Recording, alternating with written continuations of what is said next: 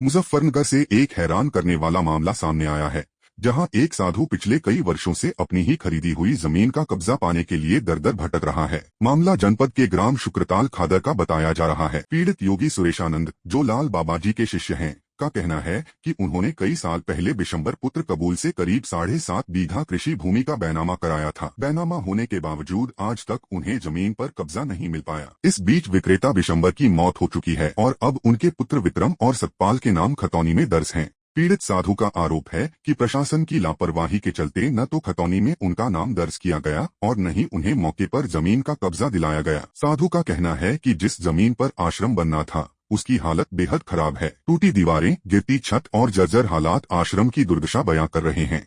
अब पीड़ित साधु ने प्रधानमंत्री, मुख्यमंत्री और जिलाधिकारी से गुहार लगाई है कि बैनामे के आधार पर जमीन की पैमाइश कराकर उन्हें कब्जा दिलाया जाए और दोषियों के खिलाफ सख्त कार्रवाई की जाए। यह पूरा मामला एक बार फिर प्रशासनिक व्यवस्था पर सवाल खड़े कर रहा है कि आखिर बैनामा होने के बाद भी वर्षों तक किसी को उसकी जमीन का अधिकार क्यों नहीं मिल पा रहा। नाम योगी सुरेशानंद है। समस्या है सर, आज से 24 साल पहले सन 2003 में 7.5 बीघे जमीन का एग्रीमेंट हुआ था। उसने फिर बैनामा नहीं करा। फिर है मुजफ्फरनगर कोर्ट में सब हम जीत के सरकार ने न्यायालय के द्वारा सन 2019 में बैनामा हमारा करा दिया। अब तक है हमें 7 साल पहला बैनामा हो लिया और उस जमीन पे नाप तोल करके कब्जा नहीं दिया हमें। ना कोई हट जमीन दिखा रहा, ना कोई अकाडी रोट रहा। बस मुकदमे चले गए, तारीख पर तारीख करते ही नहीं। कई मजिस्ट्रेट बदल लिए, हाँ सुनवाई नहीं होती। चलो आपने हमारा जायजा इसलिए लिया भाई, कितने दुखी है, किस तरह से जीवन निर्वाह करते हैं, और हम उम्मीद करेंगे परमात्मा की कृपा से आपकी सहायता मिलने पर कार्य सिद्ध तुरंत हो जाए।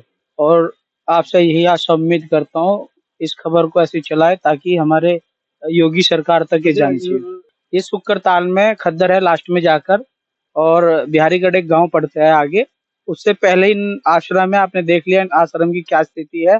और यहाँ पे सिर्फ ये जो है पालन पोषण कैसे करते हैं, ये जमीन देख रहे होंगे 2-3 बीघे, इससे इनके गन्ना वन्ना कुछ पेड़ वेड़ लगाकर इससे अपना गुजर बसर करें। जो खाने पीने की जो चीजें हैं वो गांव में जाकर ये भिक्षु के रूप में वहां से प्राप्त करते हैं, अपना खाना पीने का ऐसे ही चलता। देख के मैं बहुत अंदर से दुखी हुआ।